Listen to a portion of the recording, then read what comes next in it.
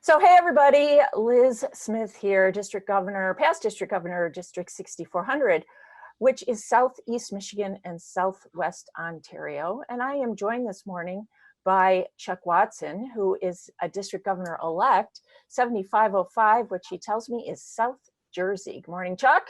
Good morning. Good morning. Good to be here. Good to have you. So this is a little thing I do that's called Because Rotary. And the backstory on that is that because Rotary, there is no problem I can't solve. Yeah. There's nothing I can't figure out. I know somebody, I may not know somebody who can solve it, but I guarantee I know somebody who knows somebody who can solve it. And so Chuck and I were recently together in a Zoom event, and the topic was fundraising in this time of quarantine during this pandemic. And my ears perked up because he talked about his event and he said something about words. We raised $500,000 words.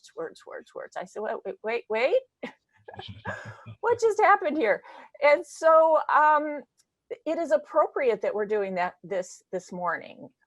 This morning, the 2020 Nobel Peace Prize was announced, and it was given to the United Nations Food Bank. And that is a topic that will relate to our conversation. So fundraising in the time of the pandemic, nobody can come.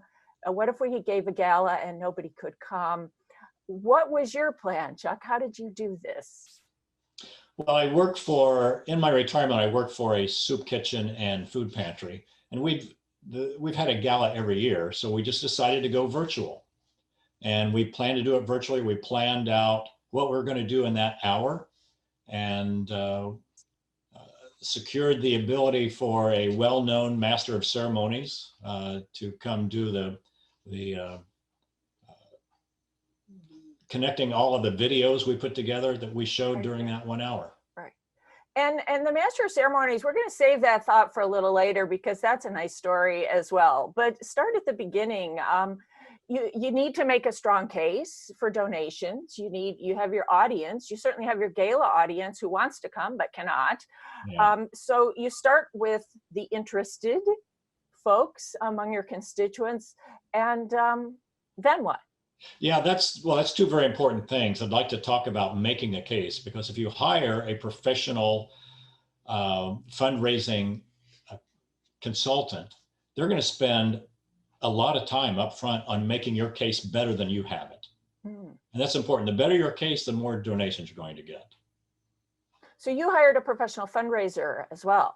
No, we hired one for another reason, but we learned the lesson by hiring them at that time, that you need to make your case as strong as you can make it. Make it specific, make it unique, and if you have an opportunity, make a deadline. And with having a gala on a certain date, there's your deadline. Okay. And you did this online, you did this virtually. How did you make that experience smooth for your audience? We had two choices. We could either record everything and release the recording on YouTube on a specific date and time.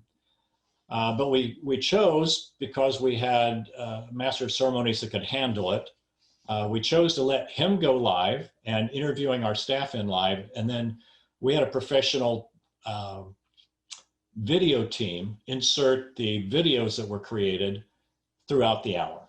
Okay. And that's near and dear to my heart, because I produce live conferences for Rotary, and I'm the one who's in the back trying to make sure everything goes well and looks good. And I really appreciate your understanding that to make that event to that next level, that it's not just turning on Zoom. That's right. So you ended up raising $500,000, and you talked about this high profile MC. So tell a little bit about that, because I think that really became a great part of the key to your success.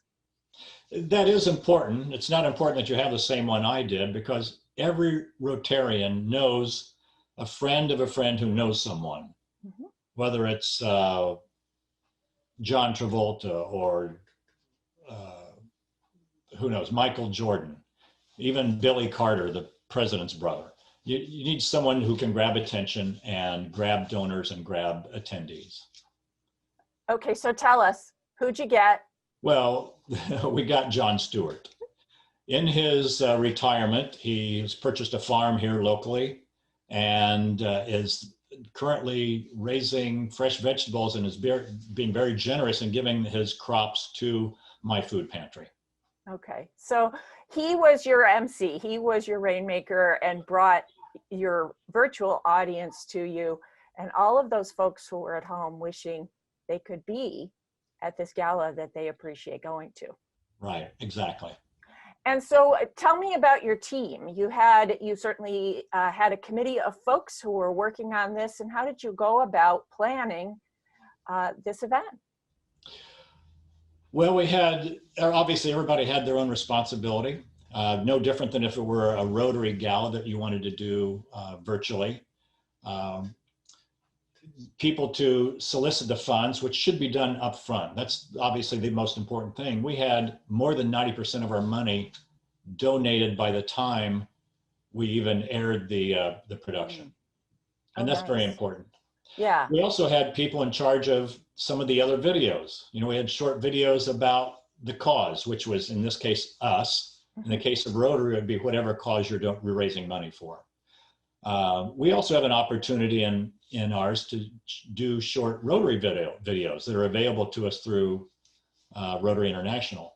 Right. And you can also record a couple local famous people who are thanking Rotary for you raising the money for them, nice. for that cause. And so what were the pathways that you collected funds through? You, I think you had a text link as well as some other mechanisms? Well, we used a little bit of everything, but we started with known donors in the area and we approached them first. You want to approach your large donors first. And you also want to ask some if they would be willing to do matching, offer it as matching funds. In fact, that's essentially how we got to that point. We had $250,000 donated by donors, and then we spent the rest of the time getting matching funds to match that donation. Nice. Nice. So at the end of the day, a huge win for hungry people, yes. A huge win for the food pantry that you were supporting, $500,000 through the door. What does that mean to that organization? How big of an organization is it? Is that their budget for a month, a year? What changes for them with that kind of a donation?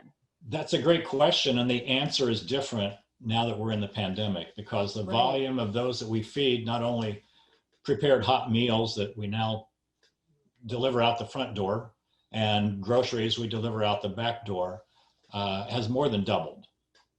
So in the current era, I'll say that $500,000 would last us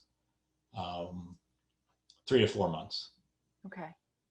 And so the food kitchen goes on, the pantry goes on, it has ongoing sources of donors, but what a boost, especially in this time. I would say that you probably filled the pandemic hole. You were going to have a certain experience anyway. That's right. And so perhaps compensated for the setback that people are experiencing and the greater need due to the pandemic. Yeah.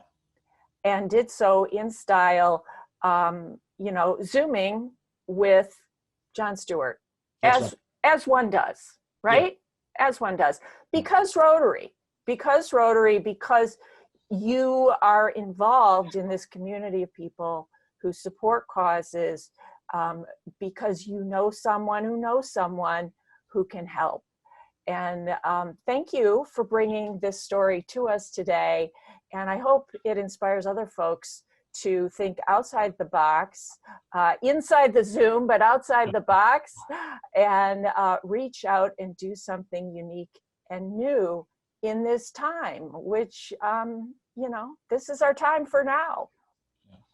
And we have to work within what we have. So thank you, Chuck Watson from South Jersey, for visiting with us today. And I will sign off and say hey to everybody in 6400 and around the Rotary world. We hope this provides you with some inspiration. Thank you, Liz. Thanks, Chuck.